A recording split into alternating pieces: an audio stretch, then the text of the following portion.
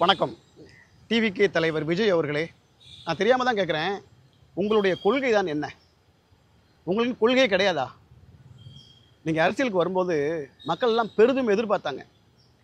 2 திராவிட கட்சிகளின் தோலுரிக்க ஒருத்தன் வந்துட்டான், இனிமேல் இவங்களால் ஒன்றும் முடியாது, கண்டிப்பாக இவர் ஆட்சியை பிடிச்சிடுவார், மக்களுக்கு நன்மை செய்வார், நாட்டுக்கும் நன்மை செய்வார் அப்படின்னு எதிர்பார்த்தோம். ஆனால் 2 வருடங்களாக நீங்கள் உங்கள் கொள்கை என்னன்னு கூட சொல்லாமல் ஒவ்வொரு மேடையிலையும் மைக்க பிடிச்சி 2 திராவிட கட்சிகளையும் மாற்றி மாற்றி திட்டிக்கிட்டு இருக்கீங்க. இதுதான் அவங்களும் பண்ணாங்க. திமுக பற்றி அதிமுகவும், அதிமுக பற்றி திமுகவும் மாறி மாறி அவங்க தப்பு பண்ணாங்க, இவங்க தப்பான்னு சொல்லி ஆட்சியை பிடிச்சி மக்களுக்கு இதுவரைக்கும் எந்த நன்மையும் செய்யலை. நீங்கள் என்ன பண்ண போகிறீங்க அப்படின்னு மக்கள் ஆவலாக எதிர்பார்த்துட்டு இருக்காங்க. நீங்கள் இது வரைக்கும் உங்களுடைய கொள்கையை பற்றி ஒரு வார்த்தை கூட வாய் திறக்காமல் இருக்கீங்க. நாட்டில் பெண்களுக்கு பாதுகாப்பு இல்லை, அது இல்லை, இது இல்லை, எல்லாம் ரைட், எல்லாம் எங்களுக்கு தெரியும். நீங்கள் வந்தால் எப்படி பாதுகாப்பு கொடுப்பீங்க, என்ன நன்மைகள் செய்வீங்கன்றது ஒரு மேடையில் பேசுங்க. முதல்ல மீடியாவை கூப்பிட்டு ப்ரெஸ் மீட் கொடுங்க. மேடையில் மைக்கை பிடிச்சிட்டு சினிமா வசனம் பேசாதீங்க. நீங்கள் பேசுகிறது சினிமாத்தனமாக இருக்குது. சினிமா டயலாக்லாம் பேசாதீங்க, அது எடுபடாது. ஒரு அரசியல்வாதியாக பேசுங்க, அப்போ தான் எடுபடும். நீங்கள் சினிமாவை தாண்டி இன்றைக்கி அரசியலுக்கு வந்துட்டீங்க அப்படின்றப்ப நீங்கள் அரசியல்வாதியாக பேசுங்க. அதை விட்டுட்டு இன்னும் சினிமாவில் பஞ்சு டயலாக் பேசுகிற மாதிரியே இழுத்து இழுத்து பேசிக்கிட்டு மக்களை பகடக்காயாக பயன்படுத்தாதீங்க. நேற்று உங்கள் மாநாட்டுக்கு வந்த ஒவ்வொரு இளைஞனும் ஒவ்வொரு கடனோட வந்திருப்பான். இவர் ஆட்சிக்கு வந்தால் நம்ம வீட்டில் உள்ள ஒருத்தருக்கு வேலை கிடச்சிடாதா, நம்மளோட வறுமைகள் தீர்ந்துராதா, நம்ம நாட்டுக்கு நன்மை கிடச்சிடாதா அப்படின்ற ஒவ்வொரு கனவோட ஒவ்வொருத்தரும் வந்திருப்பான். எத்தனை விபத்துகள், எத்தனை பேர் அடிபட்டு காயத்தோடு திரும்பினான்னு உங்களுக்கு தெரியுமா? சொல்லுங்கள். நீங்களும் மேடையில் ஏறிட்டு ஸ்டாலின் பண்ணது சரியில்லை, எடப்பாடி பண்ணது சரியில்லை, இப்படியே மாற்றி மாற்றி குறைகளை சொல்ல தான் நீங்கள் வந்தீங்களா? அந்த குறைகள் எங்களுக்கு ஆல்ரெடி தெரியும். இவங்க தப்பு பண்ணது என்ன, அவங்க தப்பு பண்ணது என்னன்றது எங்களுக்கு தெரியும். அதை நீங்கள் சுட்டி காட்ட தேவையில்லை. நீங்கள் என்ன பண்ண போகிறீங்க மக்களுக்கு, அதை சொல்லுங்கள்.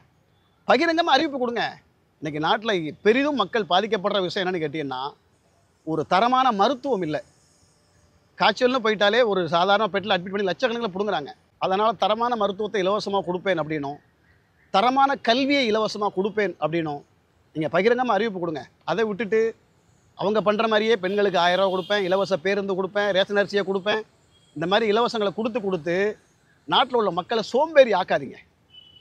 நீங்கள் என்ன பண்ண போகிறீங்க அப்படின்றத தெளிவாக சொல்லுங்கள். அப்போ தான் இப்போ இருக்கக்கூடிய இதே எழுச்சி, இதே இளைஞர் கூட்டம் உங்களை ஃபாலோ பண்ணுமோ ஒழிய, இல்லை நீங்களும் திராவிட கட்சிகளின் கூட்டுக்களவாணி அப்படின்னு முடிவு பண்ணி உங்களை விட்டு விலக ஆரம்பிச்சிருவாங்க.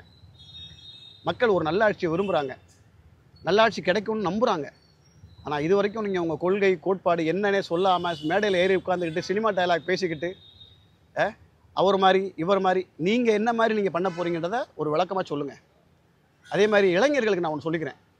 நீங்கள் ஒரு மாநாட்டுக்கோ இல்லை ஒரு பொதுக்கூட்டம் மேடைக்கோ போனீங்கன்னா அந்த தலைவர்கள் பேசுகிறத பார்த்துட்டு கைதட்டி ரசிச்சுட்டு ஆதரவு மட்டும் கொடுத்துட்டு வாங்க. திருடுறதுக்கு போகாதீங்க. எவ்வளோ கேவலமாக தெரியுமா இருக்குது நீங்கள் பண்ணுற ஒவ்வொரு செயல்பாட்டையும் பார்க்கும்போது. ஒவ்வொரு மாநாட்டில் போய் இந்த வாழைத்தாரை அறுத்துட்டு வரீங்க, வாழைத்தண்டு அறுத்துட்டு வரீங்க. நேற்று விஜயோட 2வது மாநாடு, அங்கே போய் சேரை திருடிட்டு வர்றது, வாட்டர் பாட்டிலை திருட்டு வர்றது. தமிழன் திருடுனா இவ்வளோ கேவலமாக நம்ம போயிட்டோம், கஞ்சிக்கு இல்லாமல் ஆகிட்டோம். இதை டிவியில் ஒவ்வொரு டிவிலையும் போட்டு காட்டும்போது நம்மெல்லாம் இவ்வளோ பைத்தியகாரத்தனமாக இன்னும் இளைஞர்கள் இருக்கிறனால தான்டா எவனோ ஆட்சியை பிடிச்சிக்கிட்டு இருக்கான் அப்படின்ற மாதிரி சொல்ல தோணுது. நமக்கும் ஒரு கொள்கை இருக்கணும். இவன் பின்னாடி போகிறோமா, இவன் நல்லது பண்ணுவானா பண்ண மாட்டானா, இவன் பேசுறது சரியா தவறா, அதை நம்ம புரிஞ்சுக்கணும். ஒரு பிரபலம் வராரு அப்படின்றதுக்காக வீட்டில் பெத்த தாய் தகப்ப எல்லாத்தையும் விட்டு ஊரை சுற்றி கடனை வாங்கி ஒரு வேனை வாடகைக்கு பிடிச்சிட்டு நீங்களும் கண்ணு மண்ணு தெரியாமல் பைக்கிலையும் இந்த மாதிரி போகிறீங்களே, உங்களுக்கு ஏதாவது ஒன்று ஆகி போச்சு, இடையில செத்து போயிட்டீங்கன்னா குடும்பத்தை யார் காப்பாற்றுவா? அந்த அரசியல்வாதி காப்பாற்றுவானா? பண்ண மாட்டாங்க. இதே ஒரு ஊரில் விருதுநகர் மாவட்டத்தில் விஜயோட 2வது மாநாட்டுக்கு பேனர் வச்ச ஒரு மாணவன், 18 வயசுன்னு நினைக்கிறேன், கரண்ட் ஷாக் அடித்து இறந்து போயிட்டான். இது வரைக்கும் அவனுக்கு ஏதோ நிவாரணம் கொடுத்தாங்களா, இல்லை அவன் குடும்பத்தை போய் பார்த்தாங்களா, இல்லை அந்த குடும்பத்துக்கு ஒரு ஆறுதல்னு சொன்னாங்களா? குடும்பத்தை இழந்த தாய் தகப்பனுக்கு மட்டுமே அந்த வலி என்னன்றது தெரியும். நீயும் நானும் ஒருத்தர் இறந்து கிடக்கிறத கடந்து போகிறோம் அப்படின்னா நம்மளை பொறுத்தவரை அது ஒரு சாவு தான். ஆனால் அந்த மாணவர்களை மாணவியை இழந்தவர்களுக்கு மட்டுமே அந்த குடும்பத்தில் வலி தெரியும். அதனால் தயவு செய்து சொல்கிறேன், இன்னமும் பைத்தியகாரத்தனமாக இருக்காதீங்க. பைத்தியகாரத்தனமாக நம்ம இருந்து 60 வருஷம் நம்ம நாட்டை திராவிட கட்சிகளுக்கான அடகு வச்சது போதும். திருட போகாதப்பா, வேணாம்பா. அந்த சேரை திருடி உனக்கு என்ன கிடைக்க போகுது? உன் மூஞ்சியப்பா வெட்ட வெளிச்சமாக இந்த வாட்டர் கேன் திருடவனையும் சேர் திருடவனையும் டிவியில் போட்டு காட்டுறான். நாளைக்கு உங்கள் பெற்றவங்க வெளியில் தலை காட்ட முடியுமா? உன் பையன் திருட்டு பையன் அட்லீஸ்ட் 150 ரூபா சேரை திருட்டு வந்தாம்மா. இந்த இன்னொருத்தன் வாட்டர் பாட்டில் 10 ரூபா வாட்டர் பாட்டில் 10 ரூபா வாட்டர் பாட்டில் திருட்டு வந்தான். திருடத்தான் நீங்கள் போகிறீங்களா? அப்போ நம்ம நாட்டுக்கு நல்லது நடக்கணும், நல்ல தலைவர் வரணும் அப்படின்ற எதிர்பார்ப்போட இவர் என்ன பேச போகிறார் அப்படின்றத உன்னிப்பாக கவனிக்க நீங்கள் போகலையா? சொல்லுங்கள். நேற்று நான் சங்கரங்கோயிலேருந்து சென்னைக்கு வந்துக்கிட்டு இருக்கேன். வர்ற வழியில் அத்தனை இடத்துல நிப்பாட்டி தண்ணி அடிக்கிறாங்க. இந்த குடியால் தான் நம்ம அழிஞ்சு போயிட்டோம். இந்த குடியை வச்சு தான் அரசாங்கமே நடந்துகிட்டு இருக்கு. என்ன நம்ம கெட்டு கட்டமண்ணா போனதுக்கும் நம்ம வேலை வாய்ப்பை இழந்து எவனோ ஒருத்தர் வந்து நம்ம நாட்டில் வேலை செய்கிறதுக்கும் காரணமே இந்த குடி தான். அதை முதல்ல நிறுத்திட்டு என்ன செய்யணும் எதை செய்யக்கூடாது அப்படின்னு யோசிச்சு செய்யுங்க. சரி, அவ்வளோ லாங் நீங்கள் வண்டி எடுத்துகிட்டு போயிருக்கீங்க, குடிச்சிட்டு குடி போதையில் உங்களால் ட்ராவல் பண்ணி கண்ட்ரோலாக வண்டியை ஓட்டிட்டு வர முடியுமா? இடையில விபத்து எதுவும் நடக்காதா?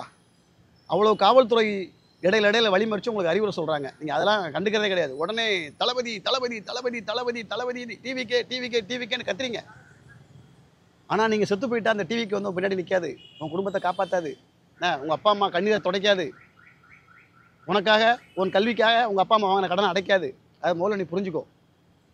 தயவு செய்து ஒருத்தனுக்கு ரசிகனாக இருங்க, பெரியனாக இருக்காதீங்க. உன் வாழ்க்கை வீதிக்கு வந்துடும்.